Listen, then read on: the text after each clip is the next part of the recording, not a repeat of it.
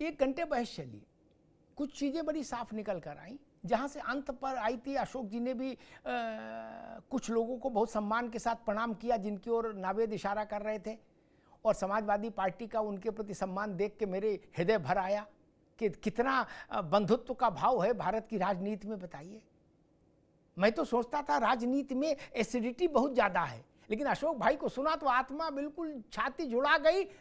बताइए, ये तो वो दो तीन लोग सामने नहीं, पांव छूने, कहें गुरु कहाँ हो, हैं गड़िया में बैठो।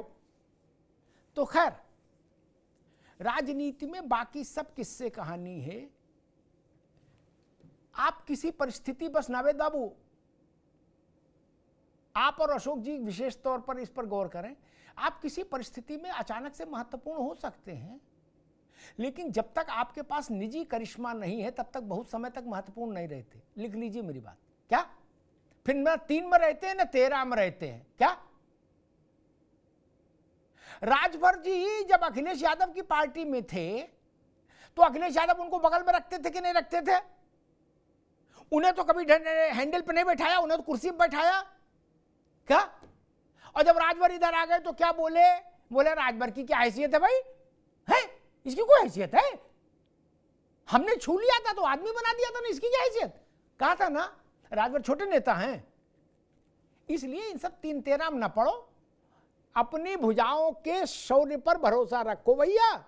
यादव जी उधर न देखो गौर से, ना वो टांडा फूस हो जाए, सीले अनार हैं क्या?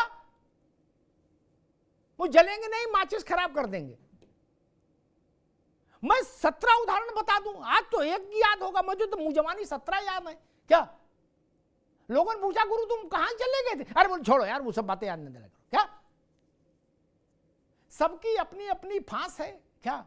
फांस निकल जाती है, आदमी चुप हो जाता है, वो कहते ठीक है भैया हमें क्या करना। खैर छोड़िए, मूल बात मिल्कीपुर। और मुझे ऐसा लगता है कि भारतीय जनता पार्टी ने मिल्कीपुर को बहुत गंभीरता से लिया है।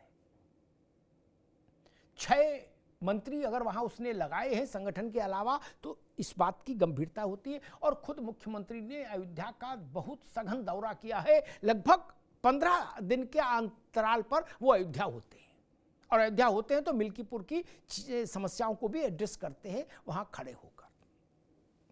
और योगी आदित्यनाथ ने बहुत अपनी सभाओं में अयोध्या में कहा भी, साधु संतों को संबोधित करें चाहे जनता को, कि जो आपने लोकसभा में किया उस गलती को सुधारना चाहिए। भाजपा चाहती है कि हमारे माथे पर ये जो टीका लगा है काला, ये छूटे।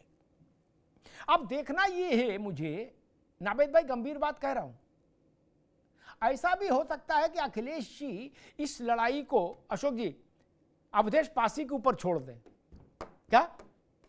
बोले भाई लड़ो, तुम्हारा लड़का तुम लड़ो, जीत गए तो यहां आना, हम तुम्हारे साथ फोटो खिंचाएंगे, हार गए तो नंबर डिलीट कर देंगे, तुम्हारा भगा देंगे। ऐसा हो सकता है क्या? और अगर अखिलेश जी उतरेंगे मैदान में, लड़ाई बड़ी होगी। अगर अखिलेश जी मैदान में उतरेंगे तो मेरी बात लिख लीजिए, अयोध्या का में रामलला के दर्शन का प्रश्न बड़ा होगा, मुखर होगा, वो मिल्कीपुर से बाहर भी गूंजेगा, पूरे प्रदेश में नहीं पूरे देश में गूंजेगा। आप पहले इसलिए नहीं गए कि भाई वहां विवाद है, हालांकि विवाद नहीं था, दर्शन पर कभी विवाद नहीं रहा अयोध्या में। अयोध्या में कभी भी भगवान राम के दर्शन को लेकर कोई कानूनी विधिक रोक नहीं थी, कोई विवाद नहीं था, नहीं गए आप। फिर कहा 22 जनवरी को हम नहीं जाएंगे, ये कार्ड बट रहा है।